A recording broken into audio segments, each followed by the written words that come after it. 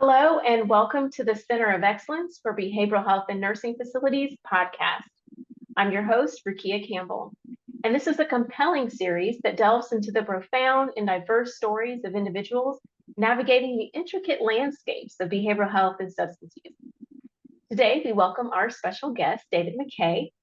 You may recognize him actually from a previous Alliant Health Solutions Making Healthcare Better podcast episode, which was titled Substance Use to Healing Hands, a substance use counselor's inspiring journey.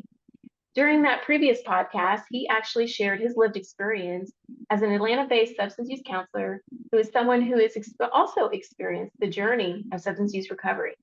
So David, welcome back with us today. Thank you very much for having me. So the last time we met, you mentioned that substance use recovery is an ongoing process. So if you don't mind sharing, how long have you been in recovery? This year I celebrated 20 years of recovery, and I would say I'm active in my recovery. And by active, I mean I attend meetings. I'm involved in sponsorship. I have a sponsor. I sponsor other men, and I'm very much involved in service work for other people in the community. Nice. Well, congratulations on 20 years. That's quite an accomplishment. Thank you. Thank you. So David, we've done a lot of conversation around using the word recovery. If you don't mind, please share the difference between sobriety and recovery. That's a great question. And yes, there is. Sobriety is just a state of being. Sobriety means I'm not drinking, I'm not using, I am sober. Recovery takes it a step further. So in recovery, what the goal is to uncover the things that led us to use and or drink in the first place. And that's what a program of recovery leads one towards, is kind of pulling off the veil of those issues, bringing them to the surface so that we have an opportunity to address them and really move forward. So what type of support did you find were most beneficial to you in your recovery journey? Well, they all work in conjunction, right? All of the moving parts of recovery. Going to meetings is important. Service work is important. But the single thing that I can point out was the use of a sponsor. And a sponsor was a person that I relied on to guide me through the steps of any 12-step program. And they're all the same.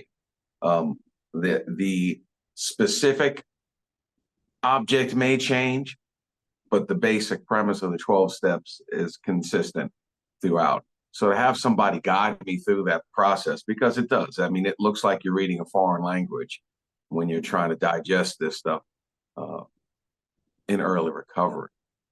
So it helped to have someone to guide.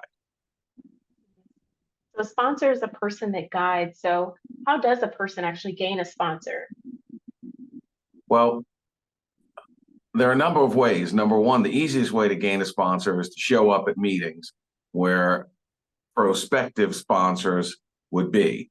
One thing that I have always suggested to people, and one thing that was given to me early on, was the process of finding a sponsor should be done with one's eyes and not necessarily one's ears.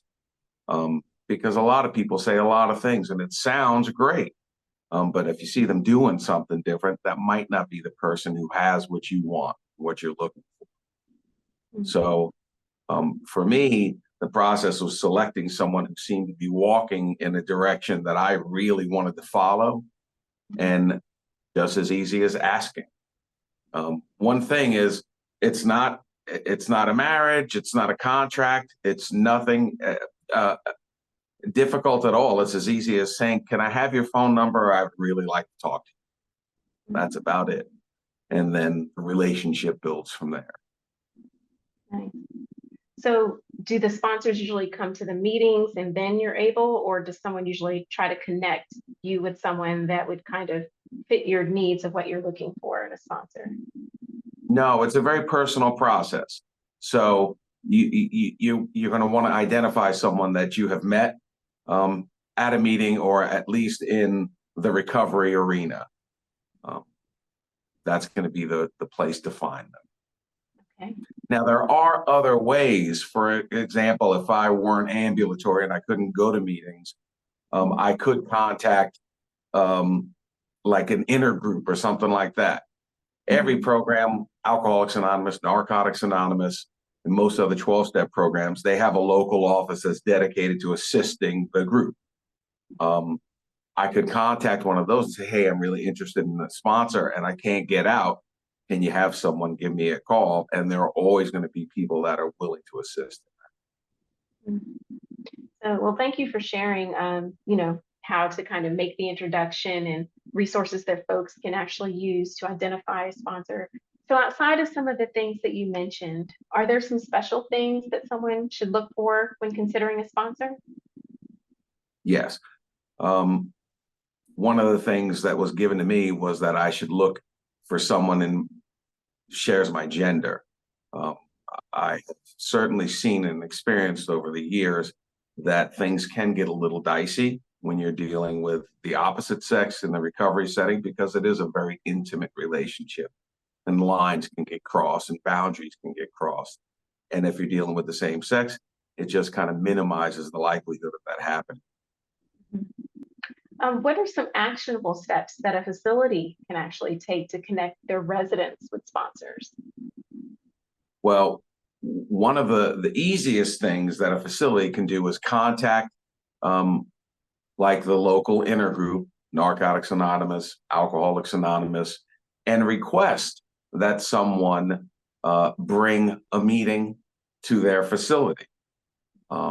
I mentioned that I do a lot of service work. One of the things that I do is I take the 12-step meeting into a detox every week. And that was at the request of the detox, who contacted Alcoholics Anonymous and said, hey, we'd like to get somebody, some people come in here, share some lived experience with the individuals that we serve. So I've been doing that now for about 12 years for this same facility. But that's how that got linked up, was through the intergroup service. Nice. So knowing that a facility can actually, make referrals or make that initial introduction to organizations that have sponsors is helpful. Knowing that a sponsor is someone that can help guide you through that process, so you're not in it alone. And also, a sponsor can be someone that has seen the other side of where the person that's in recovery is trying to get to, so that can be encouraging as well. So really good insight to what that relationship can do to help support someone going through recovery. So outside of everything that you've shared today, is there anything else that you'd like to share or like our audience to know? Yes, thanks.